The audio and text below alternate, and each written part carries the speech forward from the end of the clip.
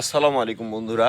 আমি যে আমাদের বাড়িতে বড়ই গাছে গ্রাফটিং করেছিলাম, বড়ই গাছে কলম লাগিয়েছিলাম, মানে অন্য গাছের বাকল এনে লাগিয়ে দিয়েছি। এক গাছে ৩-৪ প্রকার বড়ই হবে। সেই জন্য আমি প্রথমবার করেছি দেখে আসলে আমি সাকসেস হব কি না একটা সন্দিহানের ভিতরে ছিলাম, তাই আমি ওই সময় কোনো ভিডিও মেক করিনি।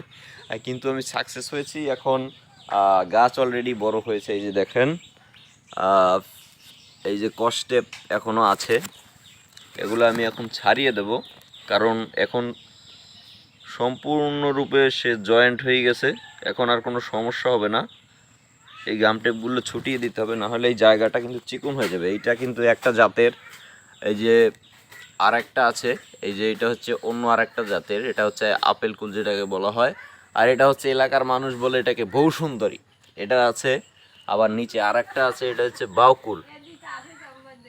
এই বাউকুল আর একটা আছে। এই তিনটা জাত এখন আপাতত আমার কাছে আছে। আর এই যে আর একটা ডাল আছে, এটা দেশি বড়ই হবে। এই 4 প্রকার বড়ই হবে আমাদের এই গাছে। তো যদি বড়ই যখন হবে তখন ইনশাল্লাহ তখন আবারও নতুন ভিডিও আসবে। তো এই গাছের সমস্যা হচ্ছে, দেখতে পাচ্ছেন যে এখানে একটা পোকায় পাতাগুলো খেয়ে ফেলছে, এখানে ওষুধ দিতে হবে। তাছাড়া আসলে গাছটা ওইভাবে ভালো হবে না, এবং ফল আসলেও সেটা কিন্তু ভালো হবে না। তো বড়ই আসা পর্যন্ত অপেক্ষা করতে হবে। সবাই ভালো থাকবেন। আসসালামু আলাইকুম।